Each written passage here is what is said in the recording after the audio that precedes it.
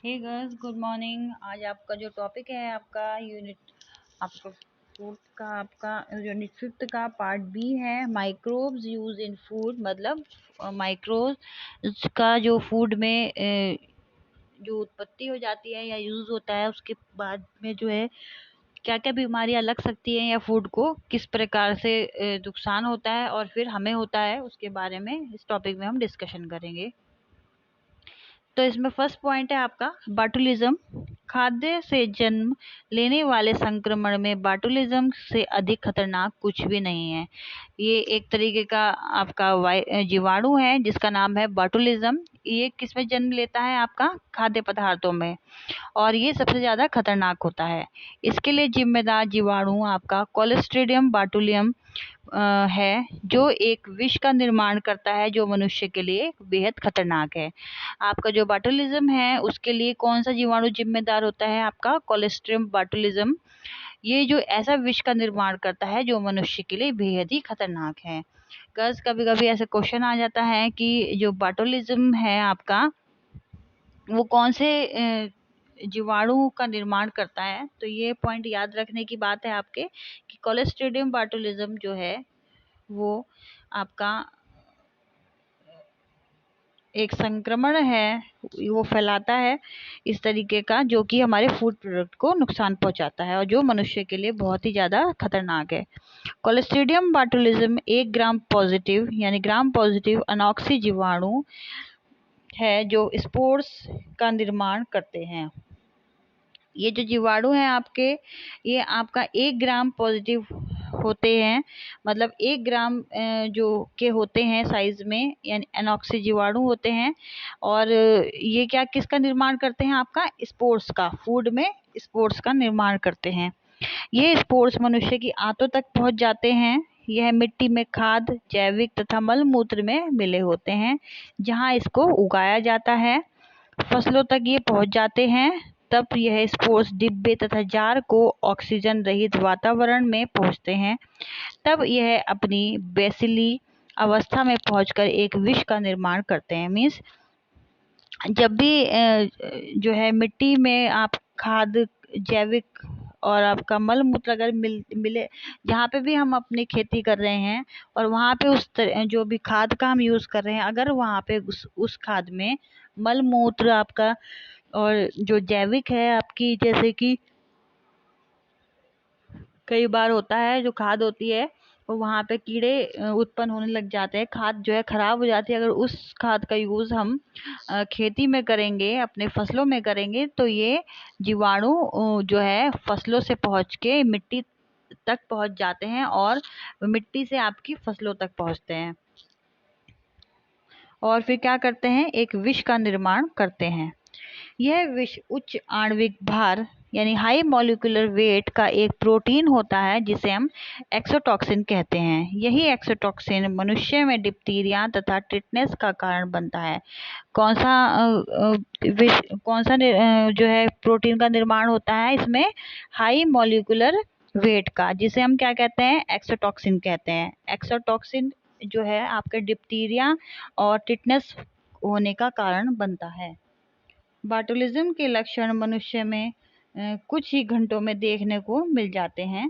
संक्रमित व्यक्ति को देखने में परेशानी, बोलने में दिक्कत होने लगती है, भोजन को खाने व निगलने में परेशानी तथा सांस लेने में भी दिक्कत का सामना करना पड़ता है।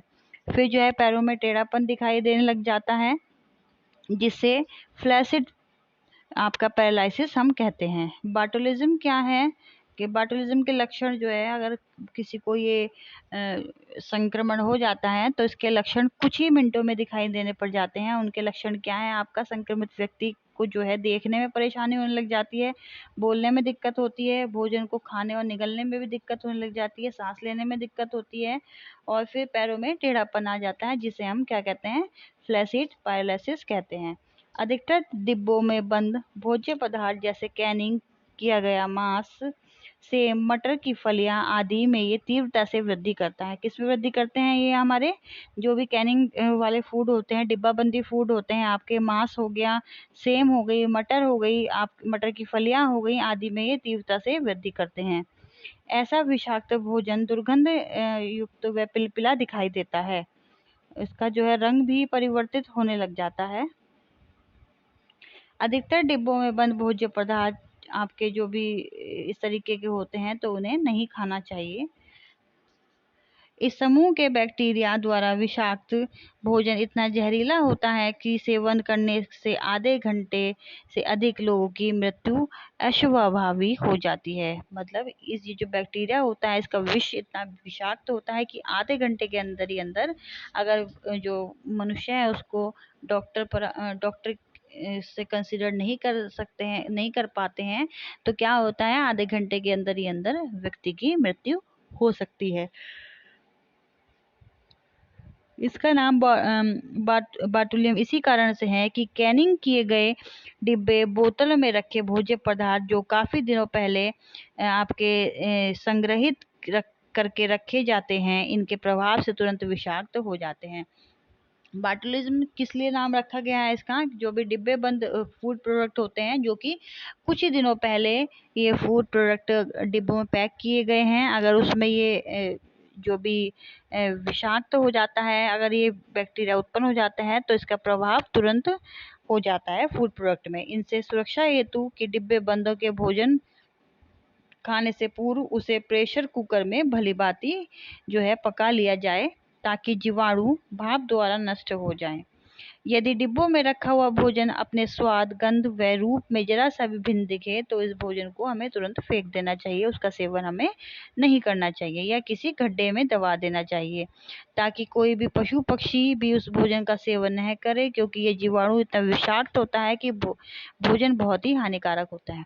यदि इस प्रकार का भोजन हमें देखने को मिलते हैं, उसके कलर में चेंज मिलता है डिब्बा बंद फूड में, तो उसको क्या करना चाहिए? तुरंत फेंक देना चाहिए या फिर ऐसी स्थान पर अगर नहीं है हमारे यहाँ पे जगह इस तरीके की और वहाँ पे आपके जानवर भी उस चारे को खाते हैं तो हमें गड्ढा करके वहाँ पे दबा देना चाहिए, क्योंकि ये विष इतना बुरा होता है, इतनी जल्दी फैलता है, इतना तेज होता है कि ये जानवरों पर भी अपना असर दिखाई दे देता है।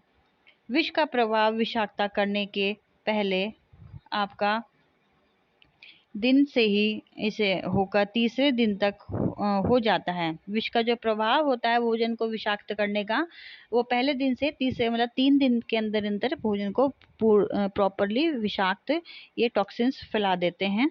यह विष प्राय जान लेकर ही पीछा छोड़ता है।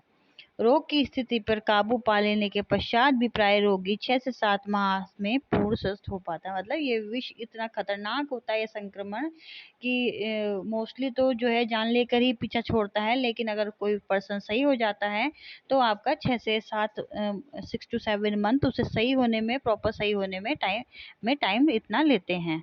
क्योंकि बाटुलिज्म एक प्रकार का खाद्य से जन्म लेने वाला संक्रमण है, इसलिए इसके इलाज में प्रतिजैविक यानी एंटीबॉडीज का कोई मूल्य नहीं है। इसके बजाय विशिष्ट प्रकार की एंटीबॉडीज, जिन्हें आपका एंटीटॉक्सिन्स कहा जाता है, इस विष का प्रभाव कम करने में लाई जाती है। मतलब जो आपकी एंटी बॉडीज हैं इनका कोई मूल्य नहीं है इसमें एक विशेष प्रकार की एंटीबॉडीज का निर्माण करना पड़ता है, जिसे हम क्या कहते हैं? एंटीटॉक्सिन्स कहते हैं। इस विष का प्रभाव करने में इसको उपयोग में लाया जाता है। वैज्ञानिकों ने 7 प्रकार की क्लोस्ट्रीडियम बाटुलिज्म आपकी जो है शाखा खोजी है, जो विभिन्न प्रकार के विष का निर्माण करते हैं। इन्हें ए से लेकर जी तक नामकरण किया गया है। जो हमारे वैज्ञानिक है, जो रिसर्चर हैं, उन्होंने जो बाटुलिज्म है आपका क्लोस्ट्रीडियम बाटुलिज्म, वो उन्होंने इस पे शोध किया, खोजा और उन्हें 7 प्रकार के ये संक्रमण मिले। आप उसका नामकरण किया गया है ए से जी तक, मतलब ABCDEFG तक नामकरण किया गया है। ए, बी तथा ई प्रकार के जीवाणु मनुष्य में रोग उत्पन्न करते हैं और सी और डी प्रकार के जो पशुओं में तथा मछलियों में रोग उत्पन्न करते हैं। तो आपका ए, बी और ई जो है आपका ये वाले जीवाणु मनुष्य में उत्पन्न करते हैं, और फिर आपका सी और डी प्रकार के पशुओं में और मछलियों में ये जीवाणु उत्पन्न करते हैं। तो बस आई होप आपको ये समझ में आ गया होगा ये टॉपिक। अगर कोई भी परेशानी है तो आप जूम मीटिंग में डिस्कस कर सकते हैं, और वीडियो को देखने के बाद लाइक करना ना भूलें। So okay girls, take care, have a nice day, bye.